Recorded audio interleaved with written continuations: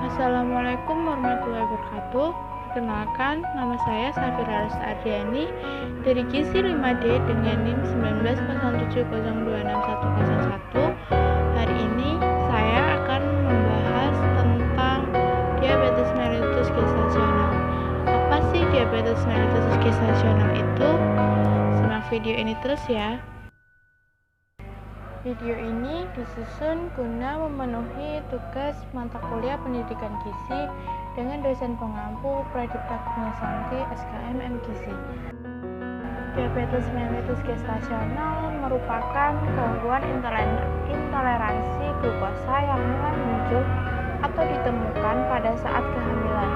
DMG ini terjadi pada saat usia kehamilan mencapai 24 minggu atau seterusnya. Prevalensi DMG di seluruh dunia bervariasi, mulai dari 7 sampai dengan 11,6% dengan insiden yang terus meningkat sesuai dengan peningkatan kasus obesitas. Yang selanjutnya yaitu faktor resiko dari diabetes mellitus gestasional. Yang pertama, usia. Usia seorang ibu hamil yang beresiko untuk terkena diabetes mellitus gestasional adalah yaitu kurang dari 20 tahun atau lebih dari 35 tahun.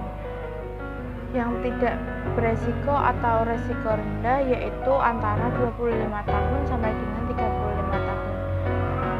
Wanita hamil yang pada usia kurang dari 20 tahun, sistem reproduksinya belum terlalu matang untuk dibuahi, dan untuk usia lebih dari 35 tahun, wanita mengalami pengurangan hormon dalam tubuhnya yang dapat mengakibatkan komplikasi pada kehamilannya. Faktor yang kedua yaitu glukosuria. Glukosuria ini merupakan keadaan abnormal di mana glukosa atau gula yang diekskresi ikut ke dalam urin, yang menjadikan urin mengandung glukosa. Faktor resiko yang ketiga yaitu obesitas. Wanita hamil yang memiliki status gizi obesitas akan lebih beresiko untuk terkena diabetes mellitus gestasional karena dengan IMT prakehamilan yaitu lebih dari 25. Yang faktor yang keempat yaitu keluarga. Riwayat keluarga yang memiliki diabetes mellitus akan menurunkan risiko kepada wanita hamil. Faktor yang selanjutnya yaitu makrosmia. Ibu hamil yang memiliki riwayat melahirkan makrosmia akan lebih beresiko untuk terkena diabetes mellitus pada kehamilan selanjutnya. Makrosmia ini yaitu bayi yang memiliki berat lahir lebih dari 4,5 kg. Yang faktor resiko yang selanjutnya yaitu riwayat diabetes mellitus gestasional. Ibu hamil yang sebelumnya sudah pernah mengalami diabetes mellitus gestasional akan lebih beresiko untuk terkena diabetes mellitus gestasional lagi di kemudian kehamilannya.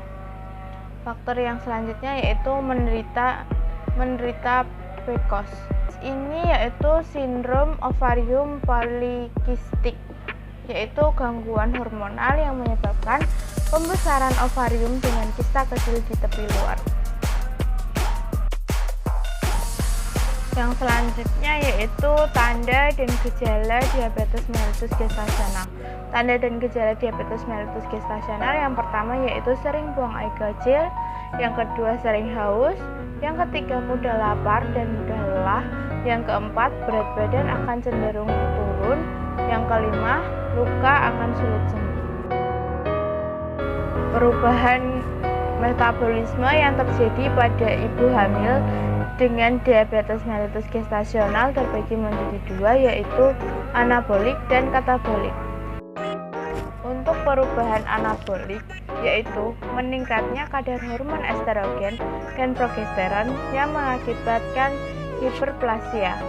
Hiperplasia ini merupakan peristiwa meningkatnya jumlah sel yang terjadi pada organ tertentu akibat peningkatan proses mitosis.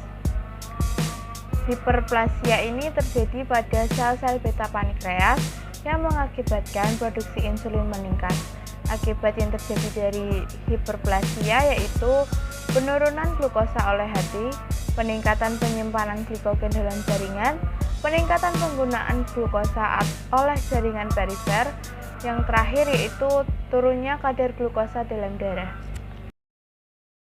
Perubahan katabolik yang terjadi pada ibu hamil dengan diabetes mellitus gestasional yaitu meningkatnya hormon HPL yang menyebabkan retensi insulin dengan jalan yang menghambat kerja insulin yang dapat mempengaruhi metabolisme organ dan dapat menurunkan sensitivitas organ terhadap aktivitas insulin.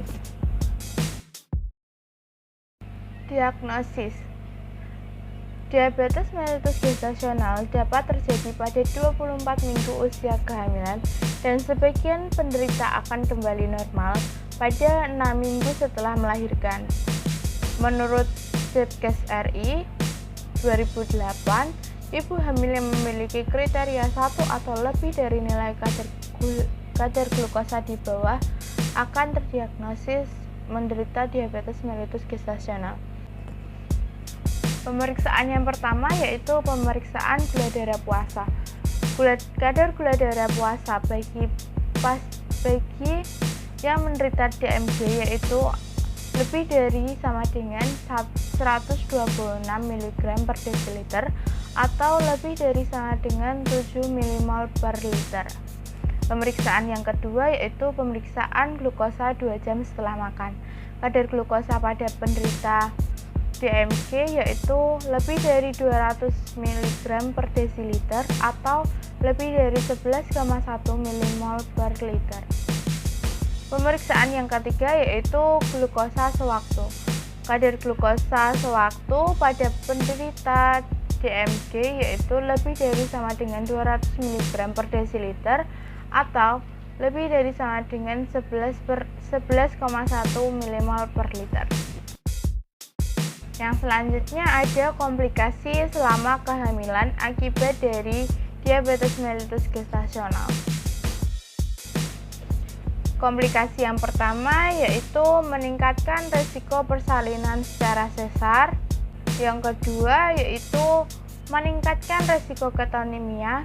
Ketonemia adalah sejumlah benda keton yang dilepaskan ke dalam darah sehingga terdeteksi di dalam darah. Komplikasi yang ketiga yaitu preeklamsia dan infeksi traktus urinaria. Preeklamsia merupakan sindroma yang terjadi saat kehamilan masuk usia 20 minggu dengan tanda dan gejala seperti hipertensi, proteinuria, ödem, dan mudah timbul kemerah-merahan dan lain-lain. Meningkatkan gangguan perinatal seperti makrosmia, hipoglikemia neonatus, icterus neonatorum. Makrosmia merupakan bayi yang baru lahir memiliki berat badan lahir lebih dari 4,5 kg. Hipoglikemia neonatus merupakan kadar gula darah rendah pada bayi yang baru lahir. Dan icterus neonatorum merupakan kondisi hati yang menyebabkan menguningnya kulit dan mata pada bayi yang baru lahir. Yang selanjutnya yaitu penata laksanaan penderita diabetes mellitus gestasional. Ada 4, yaitu yang pertama terapi diet. Terapi diet ini merupakan strategi utama untuk mencapai kontrol glikemik. Diet ini harus mendukung pertambahan berat badan ibu hamil sesuai dengan masa kehamilannya. Penata laksanaan yang kedua yaitu kontrol glikemik. Target glukosa pasien diabetes mellitus gestasional yaitu dengan gula darah puasa kurang dari 95 mg per desiliter atau 5,3 mmol per liter, gula darah 1 jam setelah makan yaitu kurang dari 140 mg per desiliter atau 7,8 milimol per liter. Yang ketiga yaitu glukosa 2 jam setelah makan, yaitu kurang dari 120 mg per desiliter atau 6,7 milimol per liter. Penata laksanaan yang ketiga yaitu terapi insulin. Terapi insulin ini dipertimbangkan apabila target dari glukosa darah yang tidak tercapai setelah pemantauan diabetes mellitus gestasional selama 1 sampai dengan 2 minggu. Penata laksanaan yang terakhir yaitu obat hipoglikemik oral. Obat ini contohnya seperti glyburide dan metformin yang merupakan alternatif pengganti insulin pada pengobatan diabetes mellitus gestasional. Pencegahan diabetes mellitus gestasional dapat dilakukan dengan 2 cara. Yang pertama, menurunkan berat badan sebelum konsepsi dengan pengaturan diet.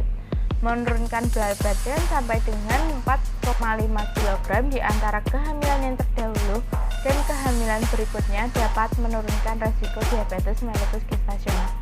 Pencegahan yang kedua yaitu dapat melakukan aktivitas fisik yang intens, moderat, dan reguler. Olahraga dapat memperbaiki kontrol glikemik pada wanita dengan diabetes mellitus gestasional.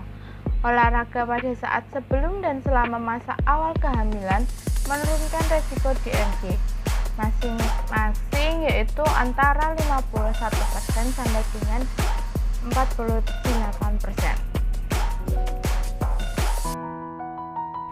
Sekian presentasi dari saya. Semoga apa yang saya sampaikan dapat bermanfaat bagi kita semua. Thank you for watching.